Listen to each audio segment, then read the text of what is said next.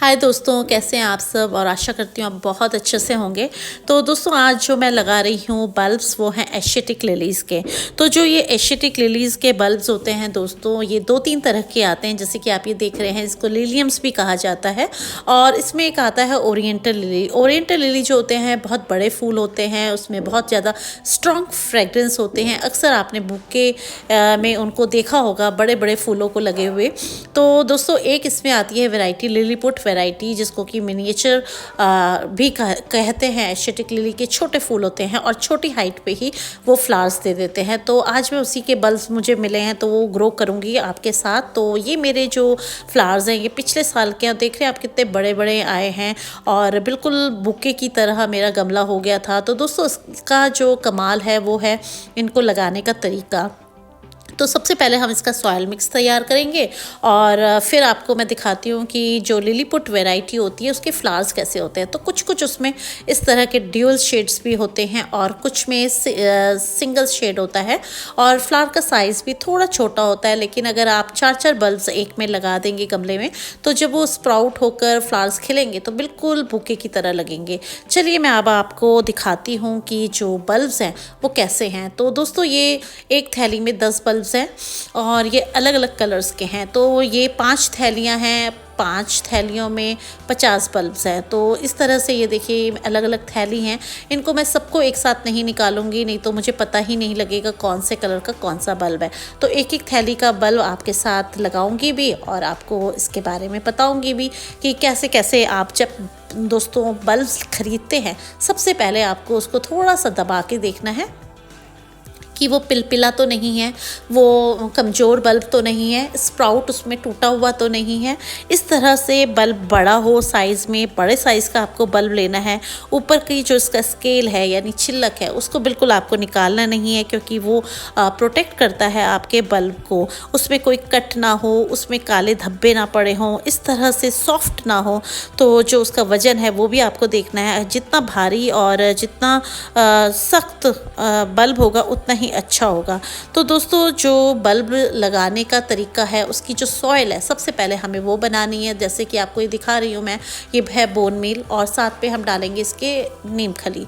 तो दोस्तों, ये 2 चीज़ तो हमें डालनी ही है। और साथ में हमें क्या डालना है, मिट्टी को आपको बहुत ही अच्छे से बनाना है, बिल्कुल भुरभुरा बनाना है। इसमें आपको रेत डालनी है, फंगीसाइड पाउडर डालना है और डालना है दोस्तों इसमें कंपोस्ट। तो आपको इसमें गोबर की सड़ी हुई खाद अगर मिल जाए तो वो डाल दीजिए, नहीं तो वर्मी कंपोस्ट डाल दीजिए।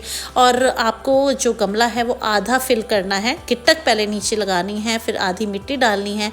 और ये जो आप मेरे हाथ में देख रहे हैं, ये मैं आधी मुट्ठी 1 मुट्ठी के करीब इसमें नीम खली और बोन मील डाल रही हूँ। फिर आपको इसको अच्छे से मिक्स करना है, जैसे कि मैं कर रही हूँ। और फिर आपको इस पर बल्ब लगाना है। उसका फ़ायदा ये होगा कि आपके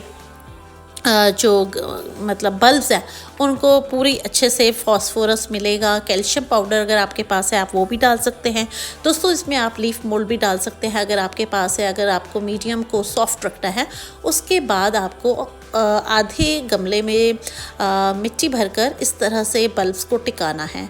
तो दोस्तों, मेरे पास जैसे 10 बल्ब हैं, तो उसको डिस्ट्रीब्यूट मैंने ऐसे करा है कि एक गमले में तो 4 लगा दिए, दूसरे गमले और तीसरे गमले में 3-3 लगा दिए। तो इस तरह से पूरे 10 गमले हो गए, 10 बल्ब्स हो गए सॉरी। और 3 गमले में 10 बल्ब्स आ गए मेरे। तो इस तरह से इस वाले गमले में तो मैंने 4 लगा दिया और इतनी हाइट पे ये खिल भी जाएंगे।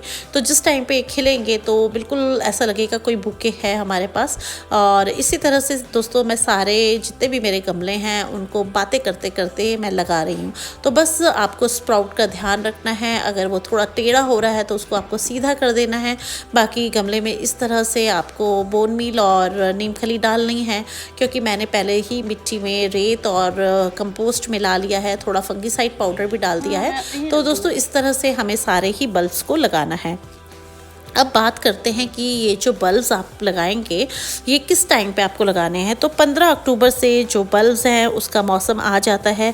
जैसे जैसे आपके शहर में आपको बल्ब्स मिले उसी तरह से आप इन बल्ब्स को लगा सकते हैं। तो आप देख रहे हैं कि 17 नवंबर हो चुका है और आज मैं बल्ब्स लगा रही हूँ। तो जैसे आप ये बल्ब्स लगाते हैं उसके 40 डेज़ के बाद ये जो बल्ब्स हैं इनमें कलियां बन जाती हैं और फ्लावरिंग पर भी ये आने लग जाते हैं। तो अब बात करेंगे दोस्तों पॉट साइज़ का। तो जैसे कि 8 इंच का गमला है तो आप 2 बल्ब लगा दीजिए, 10 इंच का है तो आप 3 बल्ब लगा दीजिए, 4 लगा दीजिए। इस तरह से आप पॉट साइज़ लेंगे।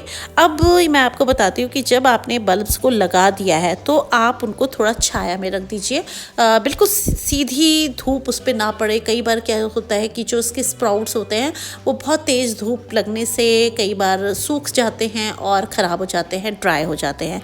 उसके दोस्तों 4-5 दिन बाद जैसे कि आपको लगे कि आपके जो स्प्राउट्स हैं वो सीधे खड़े हो गए हैं या अच्छे से हो गए हैं, तो उनमें आप खुले आकाश के नीचे उनको रख दीजिए। उनमें 4-5 घंटे की फिर धूप लगनी चाहिए, उससे फिर ब्लूमिंग जो है फास्ट होएगी। तो इस तरह से दोस्तों आपको ध्यान रखना है और अपने जो बल्ब्स हैं उनको लगा देना है। तो दोस्तों जो फूल हैं वो ज़्यादा स्टे करें, उसके लिए फिर आपको जब कलियां खुलने लगें तब फिर उनको थोड़ा सा शेड में रख देंगे। उससे क्या है, हमारे जो फ्लावर्स हैं वो बहुत दिन तक चलेंगे और जल्दी धूप से स्पेंट नहीं होंगे। तो इस तरह से दोस्तों अगर आप करेंगे तो बहुत अच्छे आपके जो ब्लूम्स हैं वो होंगे।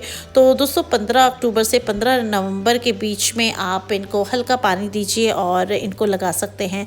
सॉइल की अगर मैं बात करूं तो आप 1/4 इंच की जगह खाली हो, जिससे कि ज़्यादा पानी इसमें ना हो। नहीं तो क्या होता है कि पानी ज़्यादा भर जाता है अगर आप ज़्यादा खाली जगह छोड़ देंगे और कई बार आपके जो बल्ब्स हैं वो सड़कर गलने लग जाते हैं। ऑल्टरनेट डेज पे आप इस पर वाटरिंग करें, ज़्यादा सूखा भी ना हो आपका जो सॉइल है, क्योंकि आपने वेल ड्रेनिंग बनाया है इसलिए एक दिन छोड़कर आप इसमें पानी डाल सकते हैं। दोस्तों अब एक सवाल हमारे दिमाग में होता है कि लिलियम के बल्ब पर एक बार फूल आ जाए तो क्या दोबारा फूल आते हैं? जी हाँ दोस्तों, इस पर मेरी एक डिटेल वीडियो है, आप मेरे चैनल पर जा सकते हैं और डिस्क्रिप्शन में मैं अपनी जितनी भी वीडियोज़ हैं एशियाटिक लिलीज़ के ऊपर उनके लिंक भी दे दूँगी, तो आप उन पर जाकर इनकी डिटेल वीडियो भी ले सकते हैं।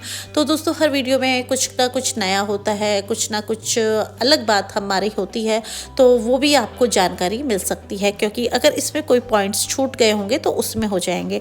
दोस्तों अगर हम मैन्योरिंग की बात करें तो जैसे जैसे आपके जो स्प्राउट्स थोड़े से बड़े होते हैं तो आप चाहे तो इसमें 4-4 दाने डीएपी के डाल सकते हैं और जब आपके स्प्राउट हो जाए तब आप 1 से 1.5 फुट तक के हो जाएं तब आप एनपीके का 19-19-19 का भी इस पे स्प्रे कर सकते हैं। 4-5 दाने आप डीएपी के डाल सकते हैं अपने बल्ब के आसपास, तो जो बहुत अच्छे फूल खिलेंगे आपके और जो कलर्स होंगे वो बहुत चटक होंगे। तो दोस्तों अगर फ्लावर खुलने की कंडीशन में जो है बड खुलने के बाद कोई स्प्रे नहीं करना है, लेकिन जब आपकी तक बर्ड ना आए यानी कली ना आए तब तक आप उस पर स्प्रे कर सकते हैं। तो दोस्तों अगर आप चाहें तो आप कोकोपीट का सॉयल मिक्स बना रहे हैं तो आप 40% के करीब मिट्टी, 30% के करीब कोकोपीट और 20% के करीब खाद डाल दीजिए। लेकिन अगर आप कोकोपीट यूज़ नहीं करना चाहते हैं तो आप 70 और 30 का रेशो रख सकते हैं, मतलब 70% के करीब मिट्टी जिसमें कि रेत भी मिली हुई हो और 30% के करीब खाद, और साथ में आपके फंगिसाइड पाउडर होगा और थोड़ी सी होगी नीम खली और बोन मील। तो इस तरह का अगर आप सॉयल मिक्स बनाएंगे तो शर्त यही आपके फूल बहुत अच्छे खिलेंगे। तो दोस्तों जितनी आपकी वेल ड्रेनिंग सॉयल होगी, यानी आपने ऊपर से पानी दिया और वो नीचे से निकल गया, उसके लिए आपके ड्रेनेज होल्स बहुत अच्छे होने चाहिए, उन पर गिट्टक आपकी अच्छे से लगी होनी चाहिए। तो जो एशियाटिक लिलीज़ के फ्लावर्स हैं बहुत बढ़िया होते हैं। तो कई बार मेरे भाई बहनों का ये भी होता है कि हमारे जो फूल हैं वो नहीं खिले हैं या फिर कई बल्ब्स में कली ही नहीं आती। ये भी एक समस्या होती है कि हमने उनको पाल पोस कर बड़ा तो बहुत कर दिया लेकिन उसमें कली ही नहीं आई। तो कई बार तो दोस्तों वो जो बल्ब्स होते हैं वो इनमेच्योर्ड होते हैं, हम उनको लगा तो लेते हैं लेकिन कली नहीं होती है, उसमें कली आती नहीं है। तो इसलिए आपको जब आप बल्ब्स का चुनाव करें तो आप सेलर से ना रखवा कर अपने आप उनको छांटने की कोशिश करें कि जिससे कि जो आपके बल्ब्स हैं वो मैच्योर्ड हों, अच्छे बल्ब्स हों, जिससे कि आपके फ्लावरिंग अच्छी हो। तो इस तरह की कुछ प्रॉब्लम्स हमारे साथ होती हैं और एक बार जैसे आपके फ्लावर्स खिल जाते हैं तो आप उसको नीचे से 1 फुट के करीब छोड़कर आप इसकी कटिंग कर देंगे तो फिर आपके जो स्प्राउट्स हैं वो एक बार फिर आते हैं और फिर रीब्लूम करते हैं। तो इस तरह से दोस्तों जो ओरिएंटल लिलीज़ है उनके तो मेरे पास 3 बार मेरे फूल खिले थे। तो इस बार मुझे ओरिएंटल लिलीज़ के बल्ब्स नहीं मिले हैं, और अगर मिलेंगे तो उनको भी आपको दिखाऊंगी कि उनका साइज़ कितना बड़ा होता है और जब फ्लावर्स खिलते हैं तो कितनी अच्छी खुशबू आती है। तो दोस्तों मुझे लगता है मैंने सारे पॉइंट्स इसमें कवर करे हैं और बातों ही बातों में मेरे सारे जितने भी बल्ब्स थे वो भी लग गए हैं। तो फिर मिलते हैं आपसे दोस्तों किसी नए वीडियो में किसी नए टॉपिक के साथ। तब तक के लिए हैप्पी गार्डनिंग। और अगर दोस्तों आपकी कोई क्वेरीज हो या फिर आपको कुछ पूछना हो तो आप मुझे कमेंट सेक्शन में पूछ सकते हैं। ये देखिए इस तरह से जब हमारे स्प्राउट के ऊपर मिट्टी डल जाए तो आप उनको एक बार रीचेक जरूर करा करें, क्योंकि कई बार होता है कि इतने सारे हमें बल्ब्स लगाने पड़ते हैं, इतना सारा काम होता है, तो उसमें थोड़ी सी चूक होना स्वाभाविक है। तो बस इसी तरह से जो ये इसका बल्ब है यहाँ तक आपको मिट्टी डालनी है, ना कि उसके स्प्राउट पर। तो स्प्राउट को आप ऊपर रहने दीजिए और जब आप पानी डाल देंगे और मिट्टी थोड़ा नीचे हो जाएगी और अगर आपको फिर बल्ब दिखे तो एक बार फिर आप उस पर मिट्टी और थोड़ा सा खाद डाल सकते हैं। तो दोस्तों कैसा लगा वीडियो एक बार ज़रूर बताइएगा, और आप अपना जो सपोर्ट है वो ज़रूर दीजिए।